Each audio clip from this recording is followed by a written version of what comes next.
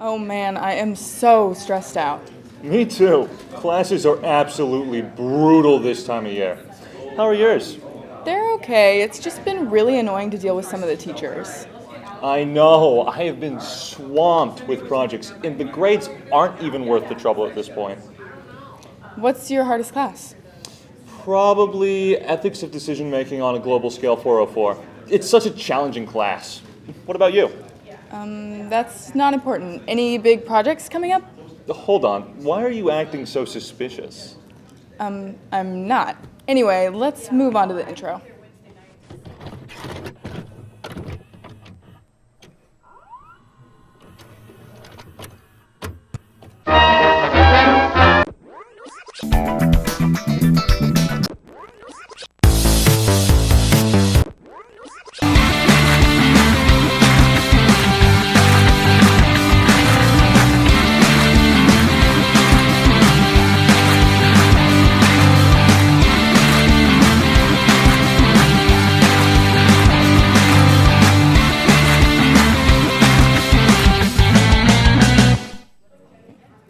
Hello, everyone, and welcome back to The Real Deal, Ball State's premier entertainment news show. I'm your host, Rosemary. And I'm Dawson. Okay, so what's the deal, Rosemary? I promise you, it's nothing. There is nothing going on. All my classes are so hard and advanced, and you just wouldn't get it. There is absolutely no way that you can convince me that there isn't something going on. Why do you care so much? You have your stupid easy classes to worry about. Mind your business and go make some money or something. You know, my psych class has taught me a lot about how people act when they're hiding something. Oh yeah? What class? Intro to psychology? No, I took that in middle school. You what? The class I'm taking now is Studies of Human Relations with Work and School. That does not sound like a real class. It's a 600 level class, so you've probably never heard of it. Are you calling me stupid or something? What is up with you today? Awfully defensive, are we? What's going on, Rosemary? Insecure about your workload? Okay, you know what? First segment, let's go. What's up, Real Deal Nation? I'm Carter King, and the dark circles under my eyes have been getting bigger with every day I wait outside the studio overnight without sleeping. That's how excited I am to review this album. Play the intro.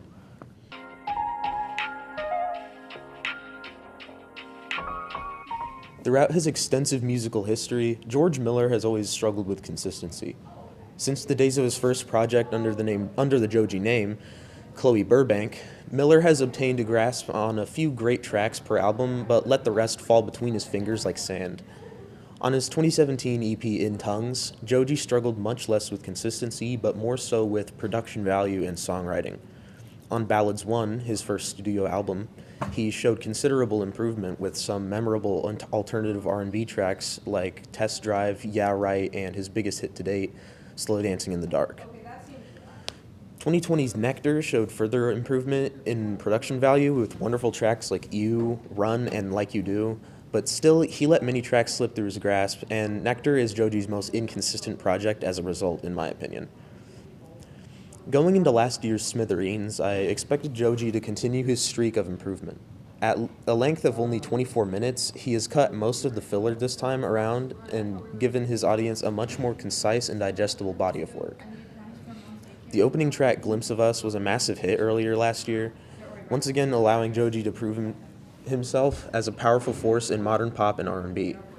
People's familiarity with it makes it a solid introduction to the album. It dims the flickering lights and sets a somber mood. It transitions well into Feeling Like the End, which is our first taste of Joji's signature trap influence in the instrumental, on Smithereens. The incorporation of the acoustic strings with the trap drums sounds quite nice, although the track sounds more like an interlude than a fleshed-out song like Glimpse of Us. The third track, Die For You, picks up the production value again. Its sound is dissonant, aquatic, and at times spacey. It's another song that shows what Joji is capable of. It makes you wish that he could make just an album of songs like this. I hope this is eventually regarded in the same way as Slow Dancing in the Dark. My favorite track is Dissolve. The instrumental is almost entirely a repeating acoustic riff, the melody of which could instantly silence a room with its morose mood. The production uses autotune in a way that I actually really love. It's included tastefully and in moderation, emphasizing Joji's voice where it matters most. Another highlight is the beginning of Disc 2, Knight Rider. This track calls back to the minimalism of feeling like the end, in the way it feels sort of like an interlude. The sound of songs like this just don't mesh well with the sound of Glimpse of Us and Die For You, which are by far the stronger songs in my opinion. On its own, however, Knight Rider stands firm as a remnant of Joji's past hip-hop and trap production that I hope he explores in a project that strictly focuses on similar tracks. Blah Blah Blah Demo is undeniably the weakest on the album. It serves little purpose rather than to fill time, and I can't remember anything about it off the top of my head unless I'm listening to it at that exact moment. 1AM Freestyle closes the album, and I don't think it does a bad job. While not quite as extravagantly produced as some of the others on the project, it has a farewell kind of feeling, and Joji demonstrates his vocal talent quite a bit here. It's a humble way to close things out. Smithereens, while no masterpiece, shows another step forward for Joji on several fronts. The album shows brief moments of extreme ambition, and then unfortunately faces a steep fall with a few throwaway tracks. This is a release to remember from 2022, however, and a significant step in Joji's journey to fulfill his utmost potential as a producer, songwriter, and overall musician. You know what that segment reminded me of? I swear to God. The question I asked you earlier. What's your hardest class? Finance, media, art, business, some other basic college class? Why do you even care, Dawson? You are clearly taking harder classes, so why even bother? I'm just curious about your aggression. What is it that you're hiding? Look, let's just focus on something else for now. Deflecting as usual. Fine, we can talk about something else. Do you have anything in mind? No, not really.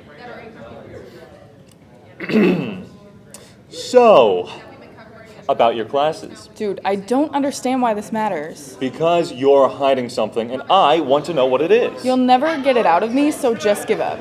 Well, luckily for me, one of my classes gives me administrative access to student records. What? Is that even allowed? Yes, it is, and I'm going to look at your class list during this next segment. Hello everyone, I'm Shawn. Today I wanted to talk about some music that I don't typically listen to but thoroughly enjoyed. I recently listened to a 3-song single by Irish musician and singer-songwriter Hozier. I'll admit, I don't think I've ever voluntarily listened to his music, and for whatever reason I've always written him off as another Ed Sheeran or Imagine Dragons type artist, which is unfortunate because he's clearly ridiculously talented. I really don't know much about him, but the 3 songs from his single, Francesca, were a welcome surprise and made me want to give his music another chance.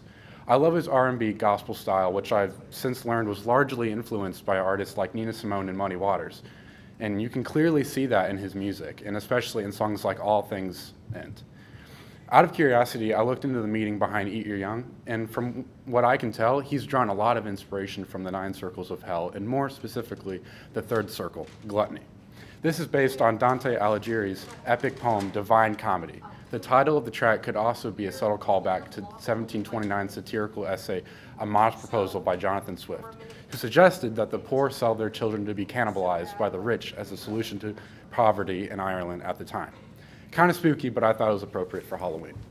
I really did enjoy the single by Hozier, and I definitely want to see what else he has to offer. I can explain. Are these even college-level classes? Drawing? Spelling? Elementary math?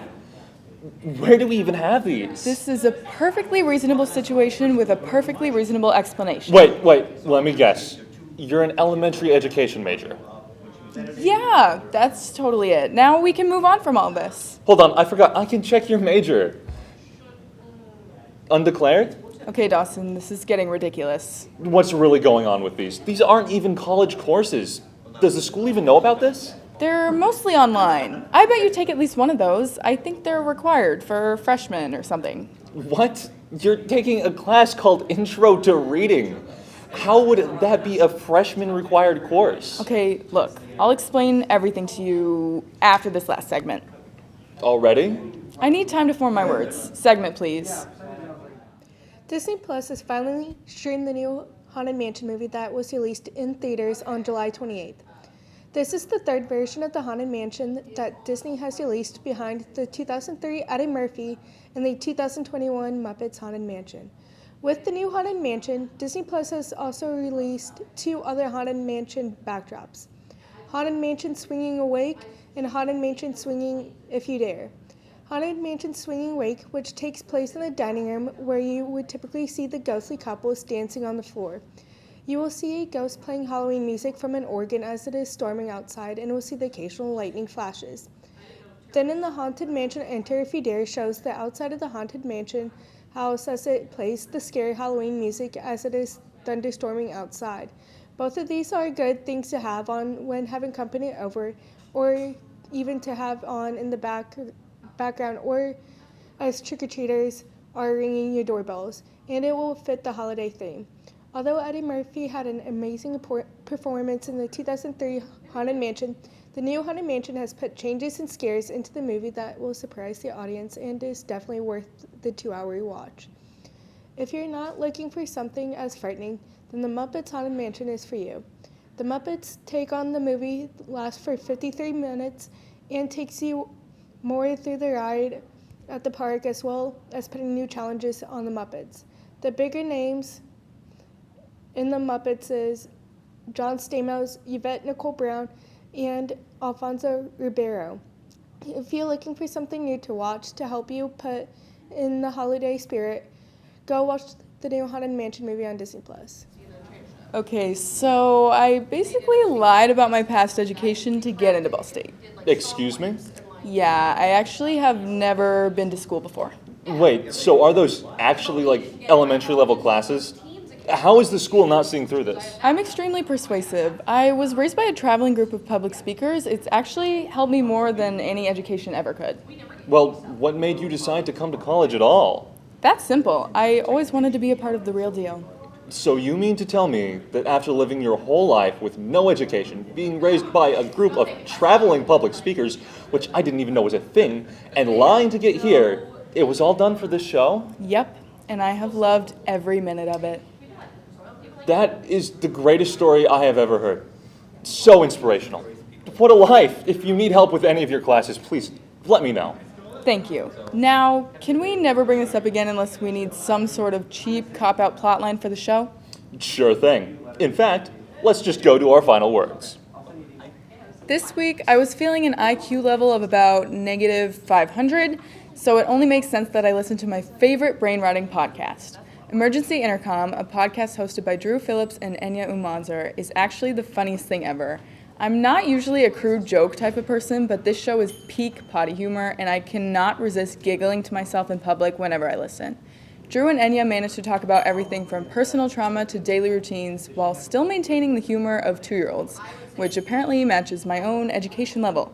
But anyway, the two best friends have such a natural, sarcastic, comedic chemistry that they can make anything funny.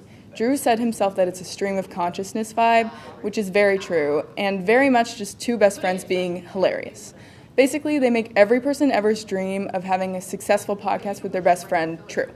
At the end of each episode, they also talk about media that they listened to or watched that week, which reminds me just a little bit of our final words. It's hard to say who does it better, honestly. Okay, so I was going to recommend a few of the funnier videos, but I actually don't think I should say the titles out loud. If you want to make it even funnier, you have to listen to it on a faster speed, because pro tip is that it will make them sound like little ants bickering back and forth, and that's objectively funny. I fully recommend Emergency Intercom, but seriously, major warning that you will 100% lose brain cells the minute that they start to speak. I hope you'll all go listen. Thanks so much, and stay stupid. College, studying, taking classes, growing up. Things that I and many of my peers are going through right now. Sometimes it's fun, sometimes it's hard.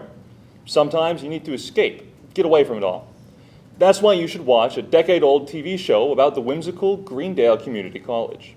That's right, I, like everyone else that has watched Community, am recommending that you watch Community.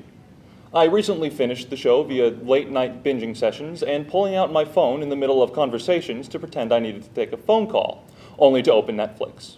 To be clear, Community is a show about a group of lovable outcasts forming a study group at Greendale Community College. I know it doesn't sound that fun, but trust me, whimsy levels are off the chart in this show. My personal favorite character is Abed. He's relatable and funny. With 6 seasons of content and a movie coming out in 2024, Community is a great source of entertainment, and it did Meta before Meta was popular. Go ahead, give it a watch, and have a great day. As always, thanks for watching. If you want to see anything else from us here at The Real Deal, be sure to check us out on Instagram, Facebook, Twitter, and our website for all things entertainment. I'm Rosemary. And I'm Dawson. Thanks for watching.